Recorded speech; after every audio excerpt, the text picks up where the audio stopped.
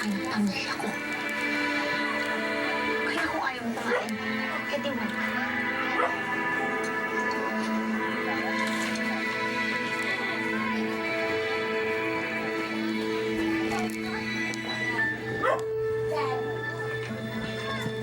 Bakit?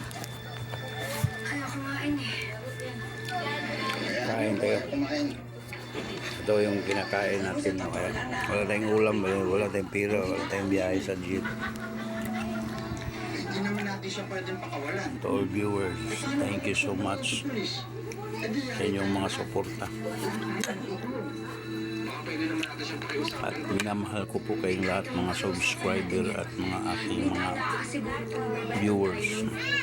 Kayo pong lahat na tumatangkilik at nagtsatsaga at nagtitiis na panoorin, pinapanood ang aking mga video content. Sana po pagpatuloy nyo lang ang pagtutulong nyo sa matandang ito, dahil kapag walang biyahe, walang kapira-pira ang isang driver ng PUG, lalo na pagka panay ang sira na sasakyan, wala tayong magagawa doon. Kaya standby tayo dito sa loob ng isang linggo. Minsan isang bisis na lang ako nakabiyahe, 2 bisis. Thank you so much sa inyong support at nandito tayo habang kumakain tayo. Pinapanood natin Tayong pamilya. pinapanood natin ang Batang Quiapo. Gusto ko rin naman guminhawa ang buhay natin eh. Kahit ilang kahig pa ang Yan si Tanggol, paborito ko sa teleserye. kaya ang kinakailangan ipatubos Sa story nila, ang kanilang mga episode ay nakidnap raw. O, tingnan yung bagong gupit ni tatay. O, ayan. Okay lang yung gupit ko.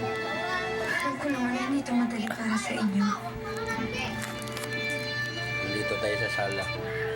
Pero sana naisip ko na ginagawa natin ito para kay Kuya Maki. Hindi pwedeng Manood pati tayo siya ng TV mawala. na black and white.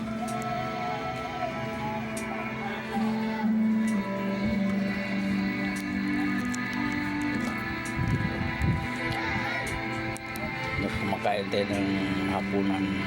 Ang ulam ko ay itong episode ni Batang Quiapo. Alam mo, ginagawa lang nila ito. Dahil kinakailangan nila ng pera. Pero isang malaking kapahamakan na naghihintay sa kanila. Hindi nila alam ang maaari ng sapitin sa pagtutuloy sa akin.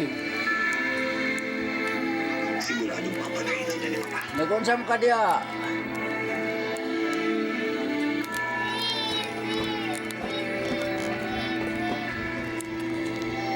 Riley!